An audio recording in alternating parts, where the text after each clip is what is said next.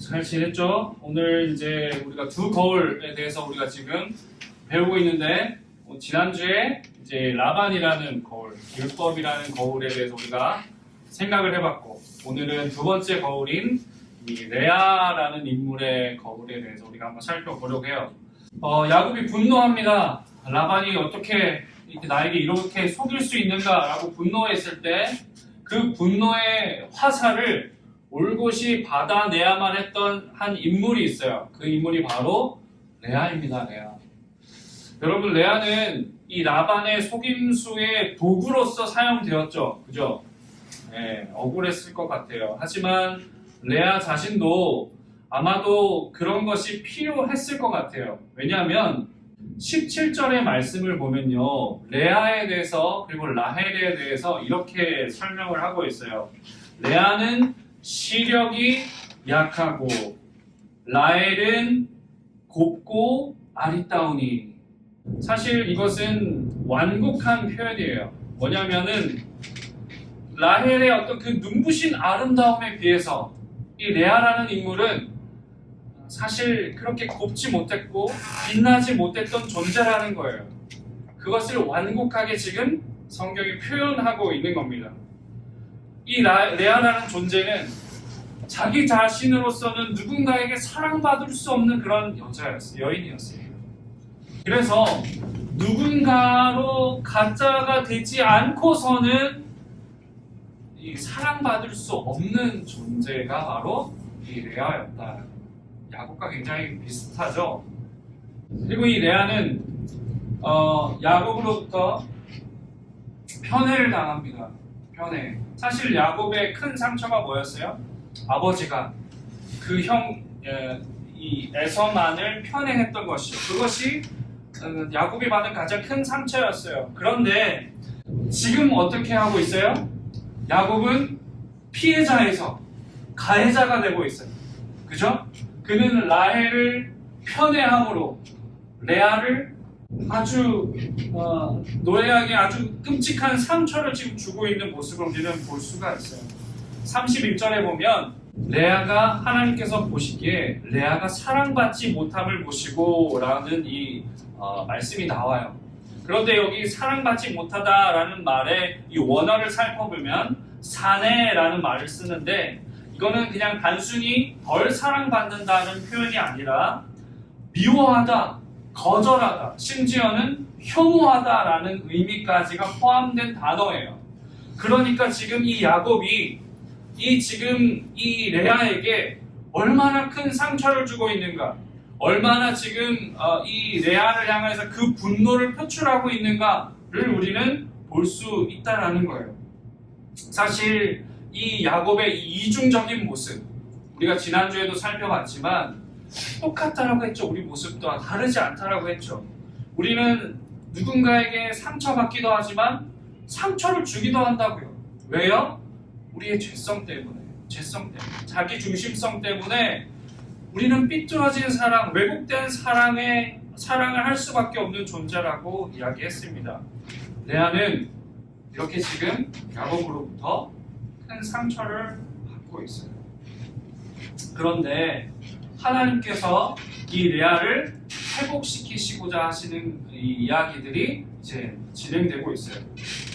하나님께서 이 레아의 인생 가운데 개입하세요. 31절에 보면 여호와께서 레아가 사랑받지 못함을 보시고 그의 태를 여셨다라고 기록을 해요. 아들을 주시는 거죠. 이 고대 문화에서 굉장히 고대잖아요. 예수님이 오시기도 전이니까 2000년하고도 훨씬 더 몇천 년 전의 이야기인데, 고대에서 이 여인이라는 위치, 오늘이랑은 굉장히 달랐겠죠. 그죠? 이 여인이라는 위치에서 이 아들을 낳지 못하고의 이것은 굉장히 큰 차이였어요. 이 여인이 당시에 아들을 가진다라는 것은 이 어떤 노동력, 그리고 재산, 그리고 남편이 만약 죽었을 때에 이 여인은 굶어 죽지 않도록 보호해주는 것이 이 아들이라는 존재였어요.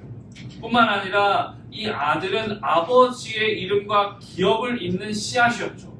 그런데 아들이 없으면 이 기업이 끊어지는 거예요. 그래서 이 아들이 없다라는 것은 성경에 이제 그런 이야기들이 많이 나오거든요. 특별히 이 창세기에 보면 아들이 있고 없고의 이야기가, 아들이 없다라는 것은 그 기업이, 그 가업이 끊어지는, 그러니까 굉장히 저주스러운 것으로 여겨졌어요. 저주스러운 거죠. 뿐만 아니라 이것은 이 아들이 있는 여인과 없는 여인은 공동체에서 목소리를 낼 수 있느냐 없느냐의 어떤 이 힘이 있었어요. 아들이 많은 그런 여인일수록 그런 공동체에서 당당하게 자신의 권리를 말할 수 있는 힘이 있었어요. 그래서 이 레아는 아들을 가짐으로써 점점 더 그의 인생을 하나님께서 돌보시는 것을 경험할 수 있게 되었다라는 거예요. 자, 하나님께서 이제 레아의 인생을 돌보십니다. 오늘 성경에 보면 보시고 여셨다라고 이제 기록하고 있어요. 오늘 이 보신다라는 말은 어떤 그냥 단순히 어떤 뭐 거기 있구나라고 이제 인지하는 정도가 아니라 그가 당하는 고통에 대해서 그의 형편에 대해서 깊이 공감하고 집중하여서 바라보고 있다라는 의미예요. 아주 적극적으로 그의 인생을 향하여 나아가시는 하나님의 모습이 이 본다라는 단어 속에 담겨져 있어요. 뿐만 아니라 태를 여셨다라고 기록되어 있어요. 성경의 특별히 창세기에는 하나님께서 이 자녀를 주신다는 것은 하나님의 은혜였어요. 단순히 그냥 내가 뭐 낳고 안 낳고의 문제가 아니라 이걸 아들을 낳고 아이를 생산할 수 있는 이 과정이, 여러분 고대, 지금은 병원이라는 게 너무 잘 발달되어 있고 약이라는 게 너무 잘 발달되어 있고 이런 어떤 청결이라는 문제가 너무나도 잘 발달되어 있었지만 너무나도 과거죠, 그죠? 그때 당시에는 아이를 낳는다는 것은 사실은 생명의 위협을 느끼는 것이었어요. 생명을 많은 사람들이 아이를 낳다가 죽었어요, 심지어. 그렇기 때문에 아이를 낳는다는 것은 특별한 신의 어떤 보호와 은혜라는 것을 그때 그 당시 사람들은 그렇게 인식을 했다는 거예요. 그래서 이 태를 여셨다라는 것 또한 하나님께서 그를 돌보셨다라는 그 의미 속에 이제 담겨져 있는 거죠.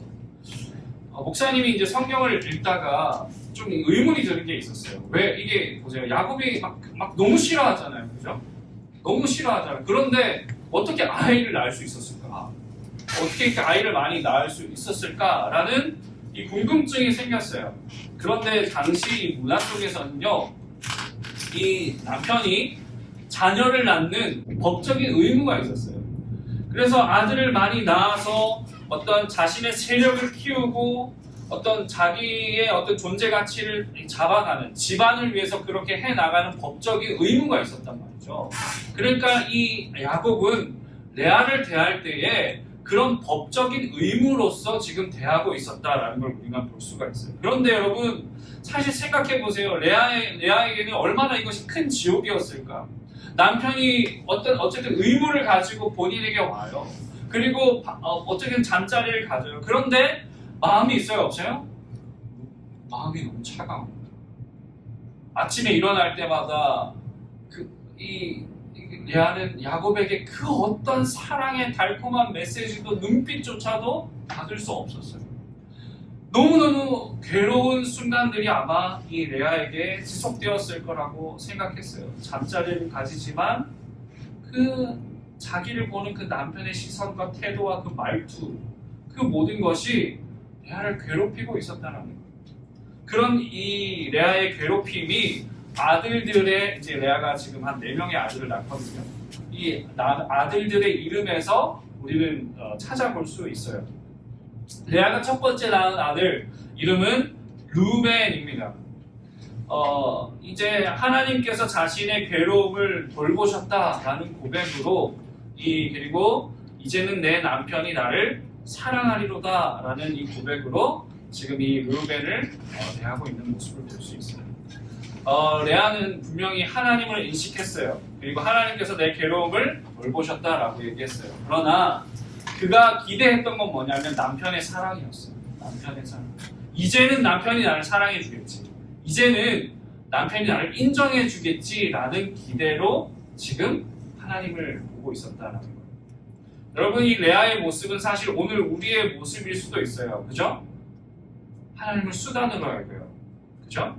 하나님을 예배하기는 해요. 하나님을 인식하기는 해요. 하지만 정작 중요한 건 뭐냐면 내가 원하는 거예요. 내가 얻고자 하는 거. 여러분 성적일 수도 있고요. 그죠? 우리가 예배 나오면서 하나님 저 성적 좋게 해주세요. 저 예뻐지게 해주세요. 하나님 저 좀 키가 더 크게 해주세요. 하나님 저 좋은 직장, 좋은 학교에 들어가게 해주세요. 하나님을 도구로서 하나님을 인식하고 하나님에 대해서 알지만 여전히 내 욕심이 앞서는 거죠. 내가 원하는 것이 먼저 앞서는 거죠. 오늘 이 르우벤을 낳은 이 레아의 모습이 그랬다라는 거예요. 자, 두 번째, 시므온이라는 거예요. 이 시므온은 하나님께서 내가 나의 음성을 들었다, 나의 어떤 고통을 들었다라는 그 들으심이라는 뜻을 가지고 있었어요. 첫째를 낳았어요. 그런데 야곱의 태도가 변해요, 안 변해요? 안 변해요. 안 변해요. 여전히 차가워요. 여전히 냉랭해요. 여전히 내가 기대하는 것들을 주지 않아요. 여전히 나만 일방통행이에요. 그러니까 그 고통을 들으시고 하나님께서 이 둘째 시몬을 주셨다라고 고백하는 거예요. 그러나 여전히 이 레아의 마음속에는 자식이가 받은 고통, 그 남편에 대한 생각들이 아직도 가득 차 있다는 것을 볼 수가 있어요. 이제 세 번째예요. 세 번째 낳은 아들의 이름은 레위입니다. 레위. 이제 내가 아들을 셋이나 낳았으니 남편이 지금 이제부터 나와 연합하리로다. 이 레위라는 뜻은 연합이라는 뜻을 가지고 있어요. 근데 여기 보면은 하나님이라는 이름이 등장해요, 안 등장해요? 안 등장해요. 이 아들 셋을 낳았어. 하나님께서 주신 은혜야. 그런데 이 지금 고백에는 하나님이 없어. 내가 했어. 내가 이룬 거야. 내가 이제 아들 셋이나 낳았어. 나는 이제 부족함이 없어. 이제는 나를 알아봐 주겠지. 이제는 나를 인정해 주겠지. 이제는 나를 사랑해 주겠지라는 기대를 갖고 나아갔던 거죠. 그죠? 그런데 이 남편은, 야곱은 내가 바라보주지 않습니다. 자, 마지막 넷째 아들을 낳았어요. 이 넷째 이름이 유다예요. 유다. 우리도 유다가 있죠. 유다라는 이 이름은 찬송이라는 뜻이에요. 찬송. 우리는 이 이름에서 놀라운 발견을 해요. 뭐냐면 남편이라는 이름이 있어요, 없어요? 없어요. 남편에 대한 이야기가 있어요, 없어요? 나타나지 않아요. 여러분, 이제 이 과정들이 있었을 거 아니에요? 첫째를 낳고 둘째를 낳고 이제 날 좀 바라봐 주겠지. 나 이제 인정받아 주겠지. 이제는 좀 뭔가 나한테 어떤 기대를 내가 가지는 기대로 나에게 대해 주겠지. 그런데 야곱은 한 번도 좋은 눈길조차 들어주지 않고 나가 이렇게 신음하고 고통스럽게 이야기하면서 울부짖었는데도 불구하고 외면하는 거죠. 그런데 하나님은 어떻게 하셨다고요? 아까 르우벤을 낳았을 때 하나님께서 나를 보셨다. 아까 둘째를 낳을 때 뭐라고요? 하나님께서 나의 고통 소리를 들으셨다. 야곱은 그렇게 내가 뭔가를 했지만 외면하고 들어주지 않았지만 하나님은 계속해서 우리를 보고 계셨다. 그렇게 자신이 쫓고자 했던 그 남편으로부터 눈을 돌려 뒤를 돌아보니 그때서야 하나님이 보이는 거예요. 하나님의 은혜가 보이는 거예요. 야곱은 너를 외면하지만 온 우주를 창조한 온 우주의 주인인 내가 너를 보고 있고 네 시름을 듣고 있다라는 그 하나님의 음성을 듣게 된 거예요. 좁은 시선으로 세상을 봤다. 내가 저걸 얻어야만 내가 복을 받을 수 있고 저걸 가져야만 내가 행복할 수 있고 저기에 가야만이 내가 인정받을 수 있고 저기에 가야만이 내 존재감을 확인할 수 있어 라고 했던 그 좁은 시선에서 하나님이 내 인생을 돌보시는구나, 하나님이 여전히 나와 함께 하시는구나의 시선으로 바뀌는 그 장면이 오늘 레아의 인생 가운데 나타났다는 거예요. 이 압도적인 하나님의 사랑을 체험했을 때 레아는 더 이상 사랑을 구걸하지 않습니다. 더 이상 누군가에게 인정을 구걸하지 않아요. 왜요? 하나님께서, 그 크신 하나님께서 내가 감당할 수 없는 사랑으로 나를 돌보고 계신다는 사실을 깨달을 거예요. 이것이 성경이 말하는 진리가 너희를 자유케 하리라 라는 말씀의 의미예요. 더 이상 내가 거기에 쫓기지 않아요. 내 시각이 더 이상 거기에만 머물지 않아요. 더 넓게 보는 거죠. 더 자유로워지는 거죠. 더 이상 그것에만 매달리지 않게 되는 것이죠. 그것이 이 레아가 만난 하나님의 이야기입니다. 레아가 이 유다를 낳았을 때, 드디어 그 남편에 대한 집착을 내려놓고 하나님을 찬양했을 때 그녀의 출산이 멈추었다라고 성경은 이야기하고 있어요. 왜요? 더 이상 거기에서 매달릴 이유가 없거든요. 자신의 목마름, 자신의 갈망 가운데 더 이상 허덕일 필요가 없었거든요. 그래서 그의 출산이 멈추었다라는 것을 성경은 기록하고 있어요. 자, 이제 마무리를 해봅시다. 사실 여러분 이 29장의 이 내용을 보면서 현실적인 어떤 주인공을 찾으라고 한다면 누구였을까요? 아마 라헬이었을 거예요. 라헬은 너무나도 아름다웠어요. 그렇죠? 그리고 모든 사람에게 아마 사랑받았을 거라고 생각해요. 뿐만 아니라 남편의 사랑까지 독차지하고 있죠. 아마 드라마의 이 여주인공처럼 세상은 그녀와 같은 사람에게 주목하는 것이죠. 그렇죠? 오늘 우리도 마찬가지지 않아요? 그런 사람이 되고 싶어 하죠. 주목받고 싶어 하는 사람. 그런데 여러분 성경이 지금 누구를 주목하고 있는지를 봐야 돼요. 성경은 지금 누구를 주목하고 있는지. 라헬이 아니라 레아였죠. 레아는 별 볼 일 없었어요. 남편으로부터 외면당했죠. 그리고 아들을 낳는 그 고통과 그 환희의 순간마다 그녀는 하나님을 찾았다라는 걸 볼 수가 있어요. 사랑하는 여러분, 우리는 교회를 다니면서도 여전히 이런 세상적인 시각으로 살 수 있어요. 화려하고 주목받고 박수받는 자리, 나의 존재감을 인정받을 수 있는 그런 자리, 우리는 그런 자리를 여전히 찾을 수 있어요. 그런데 여러분, 하나님의 시선이 어디에 머무는가를 기억하셨으면 좋겠어요. 고통이 있고 아픔이 있는 자리, 세상에서 주목받지 못하더라도 나의 연약함, 나의 고통, 나의 인생의 문제를 가지고 하나님께 나아가는 그 자리, 하나님은 그 자리에 주목하고 계신다는 걸 여러분 기억하셨으면 좋겠어요. 하나님이 레아에게 끝내 뭔가를 주셨어요? 미모를 주셨나요? 그렇지 않아요. 야곱의 어떤 사랑을 주었나요? 그렇지 않아요. 그러나 레아는 더 이상 불행하지 않았어요. 그죠? 세상적인 그런 만족 때문에 더 이상 불안해하지 않았어요. 누군가의 인스타그램을 보면서 얘는 좋은 음식을 먹고 있고 아주 행복한 교회 생활을 하고 있고 아주 멋진 집에 살고 있고 아주 멋진 학교에 들어갔고 아주 좋은 성적을 거뒀고 좋은 상을 받았구나 뭐 그런 걸 보면서 낙심하고 절망하는 것이 아니라는 거예요. 이 레아에게는 더 이상 예전에 쓸쓸한 모습이 없어요. 그녀는 만족해하며 즐거워합니다.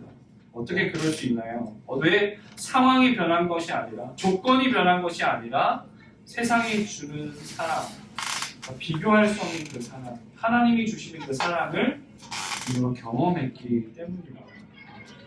오늘 우리에게도요, 이 두 개의 거울이 필요하다라는 걸 우리는 이야기했어요. 첫 번째는 라반의 거울. 이 라반의 거울을 통해서 우리는 뭘 깨달을 수 있냐면 나는 어쩔 수 없는 죄인이다를 깨닫게 된다고 했어요. 두 번째, 오늘 본문을 통해서 만나는 거울도 우리가 성경이 말하는 거울이에요. 그럼에도 불구하고 나는 미치도록 사랑받는 존재구나라는 걸 보게 하는 거울이 오늘 이 레아의 거울입니다. 우리는 하나님 앞에 자기 중심성에 갇힌 끔찍한 죄인이지만 그런 우리를 위해 이 땅 가운데 오신 분이 계시다는 거예요. 예수 그리스도가 그분이시라는 거예요. 참 하나님이시고 아무 죄가 없는 그 의로우신 예수님이 우리의 죄를 위해서 죽어주신 거예요. 우리의 죄값을 대신 치러주신 거예요. 그래서 예수님을 믿음으로 고백하는 우리는 하나님 앞에서 그 예수 그리스도의 십자가로 말미암아 하나님 앞에 너무나도 사랑스러운 존재가 된다는 것이 성경이 말하는 이 레아의 거울, 은혜의 거울입니다. 이번 한 주도 하나님의 사랑을 성경을 통해서 하나님의 말씀을 통해서 경험하고 또 그 하나님 앞에 나아갈 수 있는 여러분 될 수 있기를 간절히 소망합니다.